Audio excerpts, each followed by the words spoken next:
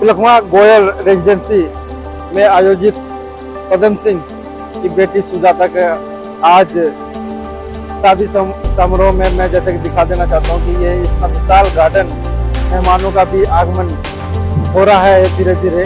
लगभग कुछ ही क्षणों में ये शादी होने जा रही है, संपन्न होने जा रही है। जैसे कि मैं इस ग्राउंड की मैं एक खासियत में दिखा देना चाहती हूँ। ये पूरी जो डेकोरेशन है वो सुजाता डेकोरेट के तरफ से ये किया गया है। गेट से अंदर एंट्री करते ही आपको पूरा बुद्ध में माहौल आपको दिखाई देगा डेकोरेशन के तरफ से। और जैसा कि मैं दिखा देना चाहता हूँ कि ये नीले झंडे और पंचशील का झंडा पूरे ग्राउंड में आपको इसी तरीके से लहरता हुआ दिखाई देगा।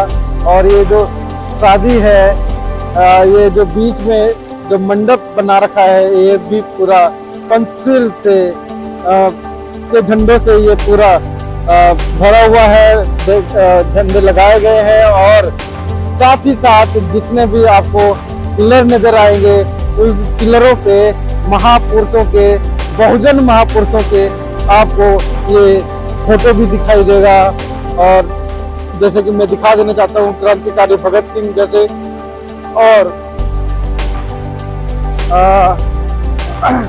धन सिंह गुर्जर, कोतवाल धन सिंह गुर्जर और भी तमाम ऐसे महापुरुष हैं कि सुजाता डेकोरेशन के तरफ से ये सब लगाया गया है। पेरियार रामास्वामी जयकर, पेरियार ललई सिंह, मानवर कांसीराम, सर छोटू राम जी, ऐसे महान जो बहुजन समाज से के नेता रहे हैं, उनके यहाँ पे आप तस्वीरें देखेंगे तो उससे अनुभव लग गया होगा। जितने भी दर्शक हैं वो आवाज भारत को देख रहे होंगे और उससे पता चल गया होगा कि जो ये मैं फोटो दिखा रहा हूँ और जो गार्डन में दिखा रहा हूँ, ये जो पंचशील के जो झंडे में दिखा दे रहे थे, तो अपने आप अनुमान लगा सकते हैं कि जो शादी होने जा रही है वो किस रीति रिवाज में होगी शादी।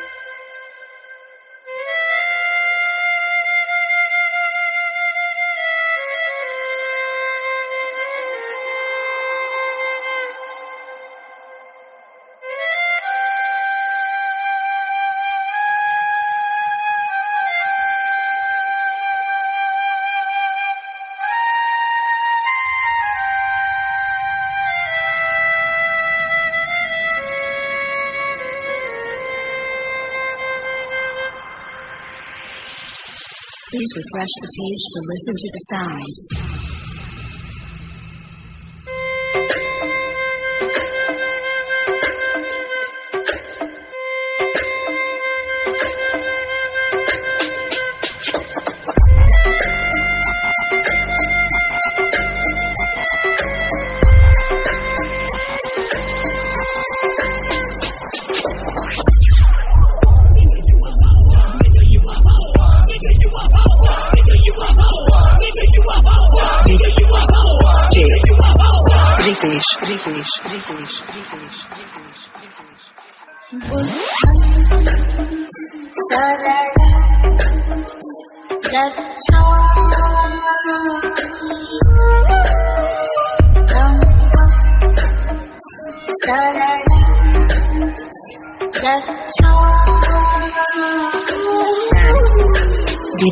DJ Praveen.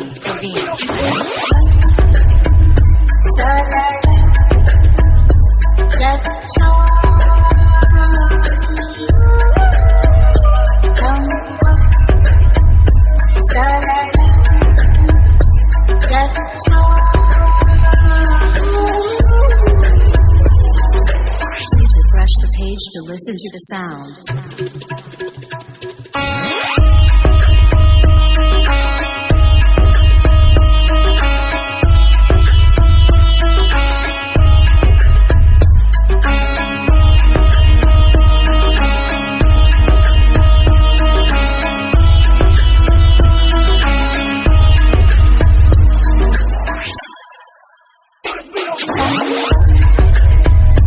Sarah,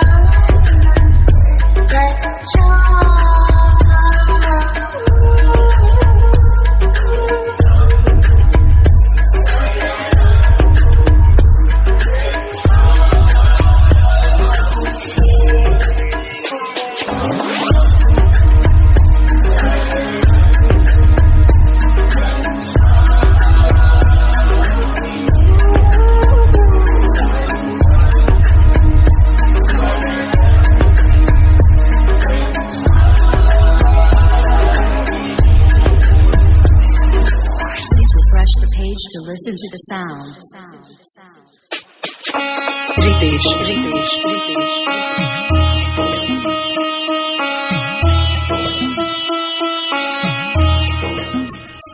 And Praveen.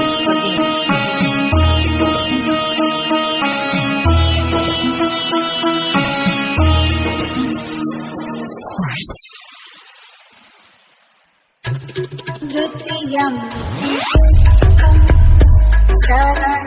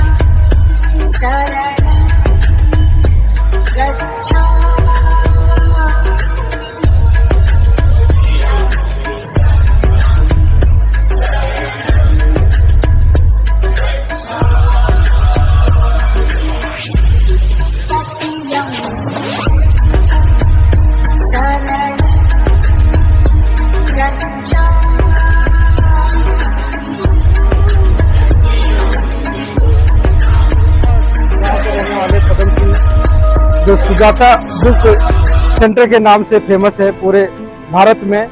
आज उनके बिटिया की शादी है और मैं दिखा देना चाहता हूँ कि ये जो मेरे पीछे और बोधिसत्व बाबा साहब डॉक्टर B.R. अम्बेडकर जी की तस्वीर मुख्य द्वार पे ही लगी हुई है। तो पूरा माहौल जो यहाँ पे आपको दिखाई देगा वो सिर्फ और सिर्फ बहुजनों का और बुद्ध में ये पूरा माहौल है। बिना किसी आतिशबाजी के, बिना किसी बैंड बाजे के ये शादी आपको पता चल गया होगा कि इतना शांतिपूर्वक से बिना हल्ला गुल्ला के ये शादी यहाँ पे संपन्न होने जा रही है। तो मैं यहाँ के लोगों से मैं बात करूँगा जो लोग इस बुद्ध रीति की शादी को और भी शादियों से किस प्रकार से ये भिन्न समझते हैं। कथाकथ गौतम जय भीम नमो बुद्धाय। ऐसी शादी को बहुत कोटिवाम हमारे समाज के लिए ये शादी बहुत महत्वपूर्ण है। सभी हम चाहते हैं अपने समाज के लिए ऐसी शादी हमेशा सबके लिए होए और समाज हमारा ऐसे जागरूकता होए कि ये शादी बहुत बड़ी, बहुत ऐसे समाज में एक पहल पैदा हो रही है कि सभी के लिए ऐसा होना चाहिए। बहुत खुशी, बहुत मन कथाकथ गौतम बाबा साहब गौतम बुद्ध जी के लिए बहुत ऐसा सहयोग हमारे लिए बहुत अच्छा है। हम चाहते हैं कि ऐसा सभी लोग हमारे समाज के ऐसा हमेशा आगे के बढ़ के चल के ऐसा करे। तो जैसे कि सज्जन ने बताया कि बढ़ चढ़ के, सर कैसा लगा आपको? सिर्फ ये बता दीजिए कि शादी बहुत अच्छा लगा, किसी आतिशबाजी के बगैर और बगैर खर्चे के ऐसे समाज में होना चाहिए और आगे बढ़ना चाहिए, समाज को आगे बढ़ना चाहिए बगैर दहेज के। और वो जो है शादी ऐसी ही होनी चाहिए। तो अपने विचारों से अवगत कराते हुए कि इस प्रकार की जो शादी होती है वो कम से कम खर्चे में हो जाती है और अच्छी शादी हो जाती है, शांतिपूर्वक शादी हो जाती है। जो आतिशबाजी में हाय उल्ला जो हल्ला गुल्ला में जो शादियां होती हैं वो कम से कम वो कई लाखों में वो शादियां हो जाती हैं। शादी हो रही है और भी शादियों से क्या ये बुद्ध रीति की जो शादी हो रही है इससे क्या देखिए, जो मुझे भिन्न लगा इस शादी का, जिससे थोड़ी सी जो एक मतलब कि टाइम टेकिंग प्रोसेस है, लेकिन यहाँ पर मुझे ऐसा नहीं लगा। उसमें थोड़ा सा शॉर्टनेस होनी चाहिए जिससे लोगों की गैदरिंग भी बनी रहे और अच्छे से अटेंड कर सके। अब अगर प्रोसेस लंबा रहता तो लोग बीच में ही छोड़कर विद इन बिटवीन छोड़कर चले आते हैं। हाँ ना, ये बात भी सही है कि आतिशबाजी भी नहीं है। जी जी जी, बहुत ही बढ़िया, बहुत ही अच्छा लगा और ऐसा ही होना चाहिए। नहीं, नाच गाना कोई जरूरी नहीं है, नाच गाना कोई इतनी बड़ी चीज नहीं है। और फिर आप जो कह रहे हैं कि क्रैकिंग या पटाखे वगैरह नहीं छोड़ रहे हैं, उससे तो बड़ा कुछ है ही नहीं। हम बोलते रहते हैं कि पटाखे नहीं छोड़ने चाहिए, जब दिवाली वगैरह आती है गवर्नमेंट भी ग्रीन पटाखों के नाम पर खूब छुड़वाती है, वो भी देखते हैं। लेकिन हम लोगों ने ऐसा किया नहीं। चाहते तो हम भी पटाखे ला सकते थे पर हमने ऐसा बिल्कुल भी नहीं किया। तो ऐसी ही शादियां होनी चाहिए और इस तरह की चीज़ें चलती रहनी चाहिए जिससे लोगों को एक अच्छा शिक्षा मिले, बढ़िया प्रोसेस यहाँ मिले। पे तो पूरा उल्टा हो रहा है ना कि यहाँ पे संविधान रखा हुआ है और दूसरी शादियों में आपको पिता और कुछ ऐसे मतलब वो कसम वसम की जाती है, बोले आप संविधान का पक्ष मान लीजिए। अब देखिए जिनकी आप गीता की बात कर रहे हैं तो वो तो प्रोसेस ही दूसरा, वो तो पूरा ढोंग और पाखंड पर बना हुआ प्रोसेस है, आप खुद ही समझते हैं। जब आप उन बुक्स को खोलेंगे, लोगों ने भी खोल कर देखा नहीं है, जब देखने लगेंगे तो उन्हें फेंक ही देंगे क्योंकि उनमें बहुत ही गंदा गंदा लिखा हुआ है। आप उनसे अगर हमारी कंपैरिजन करेंगे तो फिर मुझे लगता है कंपैरिजन भी बिल्कुल गलत है, क्योंकि उस रिलीजन से हमारा कोई कंपैरिजन ही नहीं है। वो हमारे सामने कोई टिकते नहीं है और हम उनसे कंपैरिजन करके अपने आप को नीचा भी नहीं दिखाना चाह रहे। तो आप मानते हैं ये शादी ऐसी ही होनी चाहिए, बिल्कुल बुद्ध रीति से ही होनी चाहिए। जय भीम। मैं पिलको आर्य नगर से हूँ। बहुत सही है। हाँ जी, हाँ जी। क्या इस प्रकार की जो शादी हो रही है क्या सही है? नहीं, ये शादी तो सही है, ऐसे ही होना चाहिए। संविधान रखा समाज हुआ है, समाज के अपने समाज के हिसाब से इस तरीके से शादी होनी चाहिए, इस प्रकार की। जिस आप तरीके लोगों से। को तो नाचने गाने का मौका ही नहीं मिला कि मतलब आप नहीं, नाचने गाने के लिए और शादी बहुत है। अच्छा हाँ जी, उसमें आप कर लेंगे हैं? हाँ उसमें कर लेंगे। अच्छा कभी सामाजिक भी होनी चाहिए ये सब। कानपुर से। कानपुर से आए हैं? जी। क्या बात है, मतलब इतनी दूर से आप आए हैं शादी अटेंड करने के लिए। बिल्कुल। क्या लगा कि और शादियों से इस शादी में क्या मिलता है? नहीं, यूनिक है, मतलब कि जो धार्मिक है उस मतलब उसको हर तरह से प्रेजेंट किया गया है और ये सबको सीख लेनी चाहिए कि इस तरह से हर जगह होना चाहिए और कोशिश रहती है कि यहाँ से जा रहे हैं हम लोग कानपुर, कुछ सीख के जाएं यहाँ से कि इस तरह से डेकोरेशन होना चाहिए, इस तरह से एक माहौल बनना चाहिए कि एक सामाजिक शादी हो रही है। तो ये एक बहुत बड़ा एग्जाम्पल प्रस्तुत किया इन्होंने पदम सिंह जी ने, तो इसे देख के बड़ी खुशी महसूस हो रही है कि हम लोग इस तरह से आगे भी सब लोग इससे सीख लें आकर। यहाँ पे कोई शादी में कोई आयुष्मानी का कम से कम डीजे बजना चाहिए, डीजे के साथ में बैंड बाजे बरात के साथ में बारात आनी चाहिए। नहीं, ये ऐसा कुछ नहीं हुआ है, बहुत सिंपल शादी हुई है अच्छा लगा सबको? जी, हर चीज़ बहुत बढ़िया है यहाँ पर। Thank you. पुत्र सुरेंद्र कुमार जो कि ग्राम सौंदा से हैं, मोदीनगर, और आयुष्मती सुजैता जो कि पुत्री हैं ब्रह्मचारिणी प्रज्ञा कीर्ति, पूर्व की परमिता जी, और पदम सिंह जी उनकी वो ज्येष्ठ सुपुत्री हैं।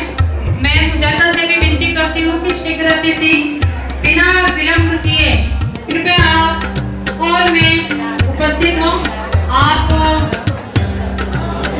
शादी जहाँ पर होने वाली है आपकी, आप वहाँ पर विलंब न करते हुए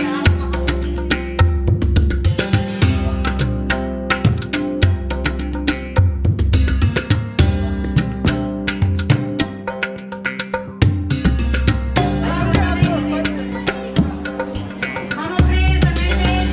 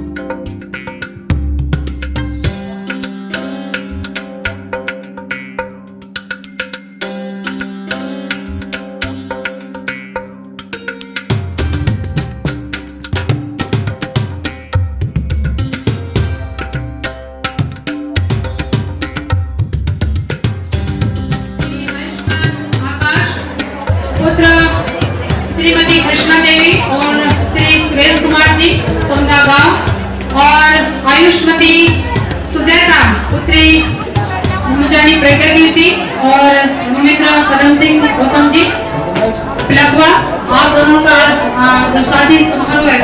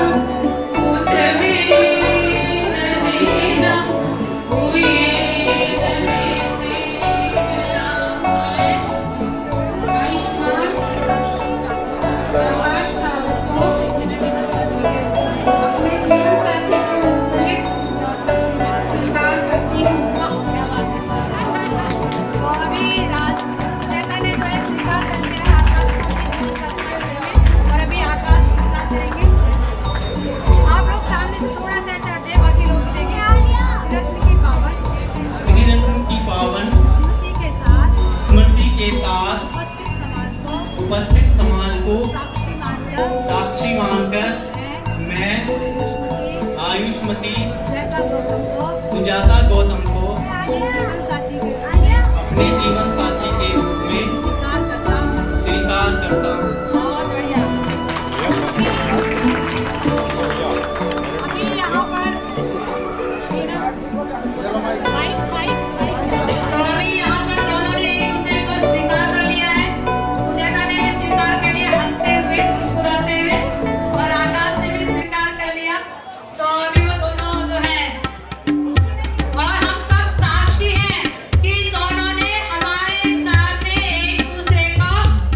किया है।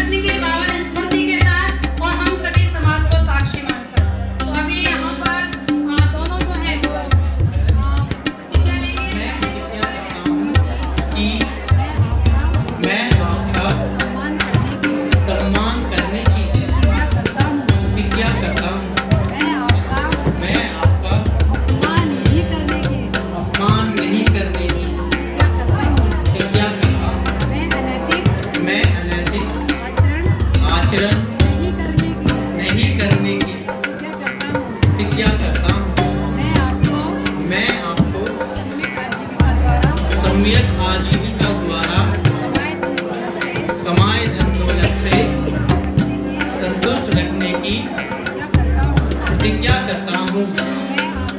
मैं आपको अलंकार आदि देकर संतुष्ट रखने की उतारने के बाद में जो वह है वो वधू के गले में माला डालेंगे और दूसरे साधु पे वधू वर के गले में माला डालेंगे। वैसे आपकी इच्छा भाई कोई भी पैर डाल दो, है ना। और तीसरा जो साधु है वो हमारे लिए विशेष है। पुष्प यहाँ रखे हैं, मैं विनती करती हूँ कि पुष्प सभी को वितरित कर दिए जाएं और सभी लोग चर्चा करेंगे। तो हिंदी में ही इसका गाथे का पठन हिंदी में इसका पठन करते हैं।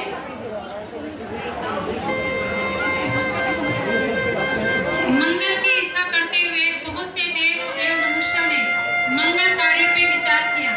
आप बताएं, वो बुद्ध के पास आए, बुद्ध से पूछा जो देव मतलब वो बहुत उत्तम प्रकार के जो मनुष्य होते हैं समाज में उनको देव कहा गया है। वो लोग बुद्ध के पास आए, बुद्ध से पूछा कि मंगल कार्य क्या है। तो बुद्ध ने जो मंगल कार्य बताए कृपया उनको भी सुने और सामने से थोड़ा सा खाली कर दे, पीछे वाले कोई दिखता रहे कुछ क्या क्या हो रहा है। तथागत ने कहा मूर्खों की संगति नहीं करना, विद्वानों की संगत करना एवं पूज्यों की पूजा करना, यह उत्तम मंगल है। उचित स्थान पर निवास करना, पुण्य कार्य का संचय करना तथा सम्यक आत्मनिरीक्षण, यह उत्तम मंगल है। बहुत शुद्ध होना, सिर्फ आगे कलाएं सीखना, शिष्ट व्यवहार होना, श्रेष्ठ शिक्षा लेना, उपासित युक्त वाणी होना, यह उत्तम मंगल है।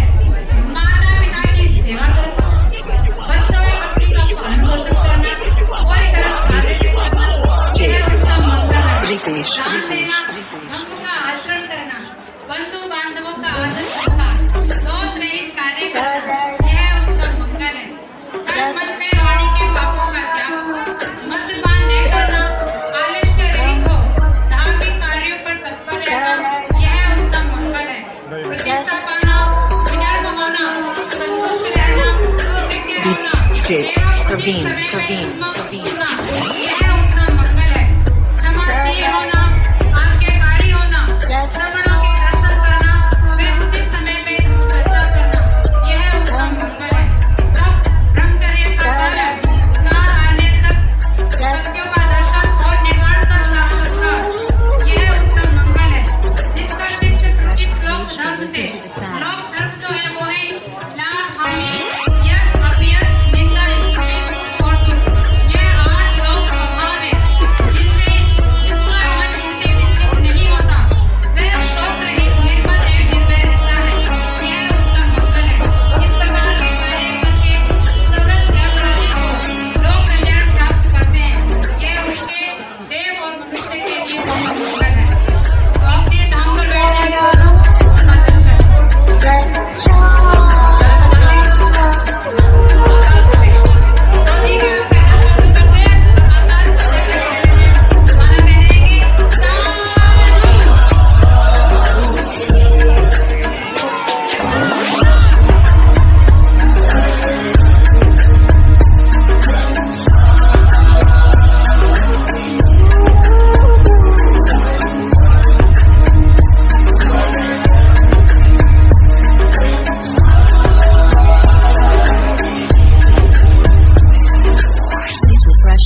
To listen to the sound. Ritesh, Ritesh, Ritesh. Praveen, Praveen.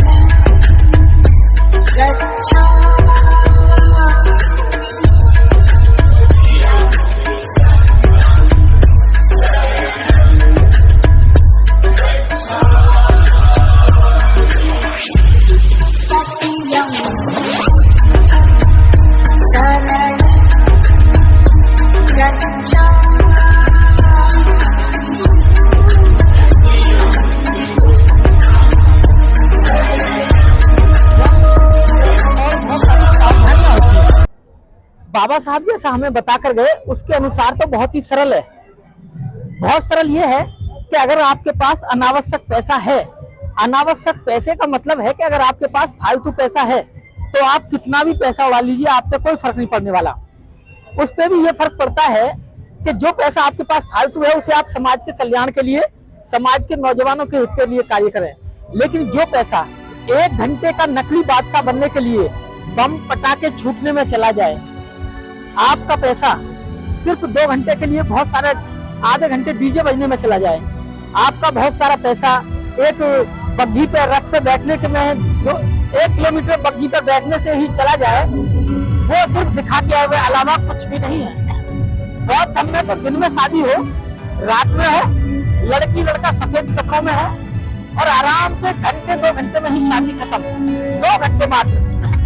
लेकिन रात में अब देखिए बहुत सारा लाइटों पर कितना पैसा खर्च है। तो ये सब इसे आप कह सकते हैं कि जो आपकी मेहनत की कमाई है वो सिर्फ आपके शौक में जा रही है। ये शौक है। बहुत अच्छे तरीके से शादियां हो सकती हैं, बिना पैसे के हो सकती हैं। अगर आपको लगता है कि ऐसा नहीं हो सकता तो आप मुझे बताइए, मैं आपको कम से कम पैसे में ऐसी शादी करके दिखा सकता हूँ जो एक मिसाल पेश बने, मिसाल बने लोगों के लिए। तो ये इसे कह सकते हैं कि भाई अपनी बुद्धि से खुद काम लेना। बहुत सादा सिंपल धर्म का रास्ता है, इस पे चलें और शादी कोई भी संस्कार अपना बाबा साहब के अनुसार करें। लेकिन लोग उसमें भी मिलावट कर देते हैं। अम्बेडकरवाद में भी इतनी मिलावट कर रखी है लोगों ने कि कह नहीं सकते, जिसका वो नहीं है। आज श्रद्धे पदम सिंह जी की बिटिया की शादी है। देखिए घड़ी में 11 बजने वाले हैं और शादी संपन्न हो चुकी है, खत्म शादी। लोग घर जा रहे हैं, लौट लौट के, आप दिखाइए जरा, लौट लौट के जा रहे हैं क्योंकि शादी हो चुकी है। और हम देखते हैं कि अभी पीछे बौद्धों की शादियां हुई थी, हिंदुओं के दिन के अनुसार हुई, रात में हुई, घोड़ी चढ़, पटाखा, बम छूटना, पता नहीं क्या क्या था और बड़ा ढिंडोरा पीटा था। हमने तो बहुत धर्म से कर लिया, हाँ तुमने तो बहुत बड़ा बाबा साहब का झंडा गाड़ दिया, सब काम तो तुमने हिंदू धर्म से करे। बस एक ब्राह्मण की जगह बहुत भिक्षु को बुला लिया, अब ढिंडोरा पीटना हमने बहुत धर्म से कर लिया। क्या कर लिया तुमने? कुछ सीखिए। श्रद्धेय पदम सिंह जी ज्यादा पढ़े लिखे आदमी नहीं है लेकिन बुद्धिमान आदमी है, उनसे सीखिए कुछ। सीखिए। आप एक नौजवान हैं, क्या आपको लगता नहीं है कि जो शादी डीजे के साथ में, क्योंकि आपको भी मन होगा कि आप तो उन शादियों में हिंदू की शादी में कितना अंतर है? देखिए बौद्ध धर्म की शादी और हिंदू धर्म की शादी में बिल्कुल उल्टा, वो पाखंड की तरफ है और ये बुद्धिता की, विज्ञान की तरक्की कसौटी के ऊपर है। विज्ञान और पाखंडवाद दोनों एक दूसरे के विपरीत है। बुद्ध धर्म विज्ञानवाद है और हिंदू धर्म पाखंडवाद है। तो हिंदू धर्म की जो शादियां हैं वो सिर्फ मूर्खतापूर्ण है, बौद्ध धर्म की जो शादियां हैं वो विज्ञान के आधार पे है। शादी कोई बड़ी चीज नहीं है, समाज की स्वीकृति है। जिन लोगों की शादियां 4 लोगों के बीच में होती हैं, क्या वो शादियां नहीं होती? वो भी होती हैं। और क्या जो बारात, जिस बारात में 10 डीजे गए हों, जिस बारात में 5-5 पंडित आए हों, जिस बारात में करोड़ों खर्च हुआ हो, क्या उनके तलाक नहीं होते? उनके भी तलाक होते। कोर्ट में चल रहे हैं, लड़ाई झगड़ा, कपड़े फाड़ हो रही है, केस झूठे लगा के उसका दहेज का, उसमें जेल में पड़े हैं, जमानत होकर बाहर आ रहे हैं, केस चल रहे हैं। उनसे पूछो ना, बौद्ध धर्म में ये तो है भाई, बहुत शालीनता से हुई, ना लेना ना देना, बताओ जी क्या है क्या नहीं है। बौद्ध धर्म की शादियों में जो शादियां बौद्ध धर्म से हुई हैं, भंते जी ने कराई हैं, आप मुझे 2-400 में 2-4 तो ढूंढ के ला सकते हो जिनमें मनमुटाव हुआ और वो टूटी हुई हो। लेकिन हिंदू धर्म की तो रोज टूट रही है। 100 शादियों में 50 शादियां टूट रही है हिंदू धर्म की, ज्यादा टूट रही है। 2 दिन लड़की रहती है, फिर दोबारा जाती नहीं है। यहाँ पे मैं देख रहा हूँ तो वहाँ पे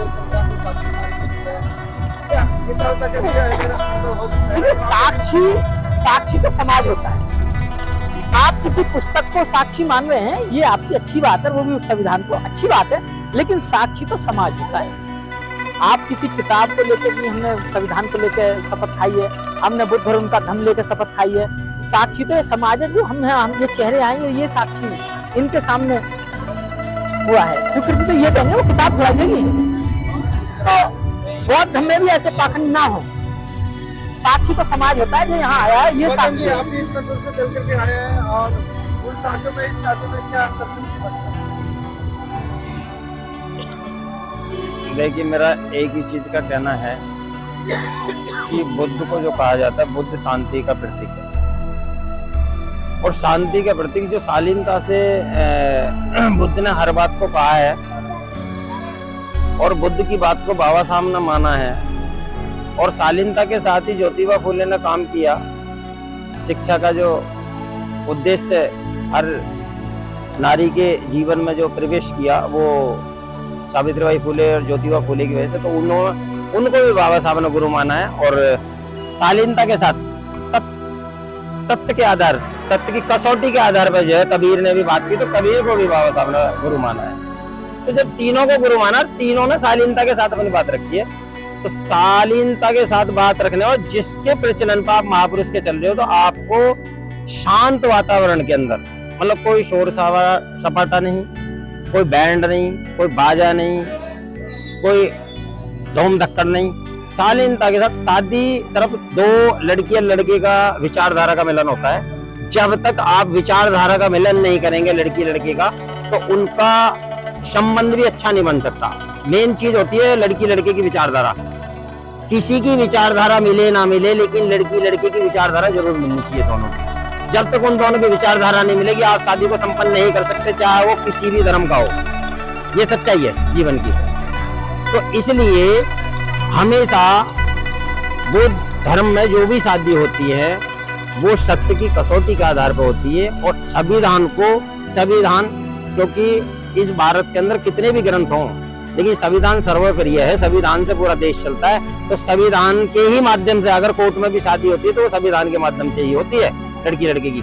तो संविधान को साक्षी मान करके अगर बच्चे शादी करते हैं, तो वो शादी संपन्न होती है 100%, क्योंकि वो संविधान को शपथ मान रहे हैं। और संविधान कोर्ट में भी चलता है। संविधान एक ऐसी चीज है कि आप संविधान को 24 आवर्स जो है कानून के दायरे में किसी भी काम को कर सकते हैं संविधान के साथ। सभी को जय भीम नमो बुद्धाय। वीडियो कैसी लगी आप अपने कमेंट्स के माध्यम से हमें बता सकते हैं, और चैनल को लाइक, शेयर और सब्सक्राइब जरूर करें। धन्यवाद।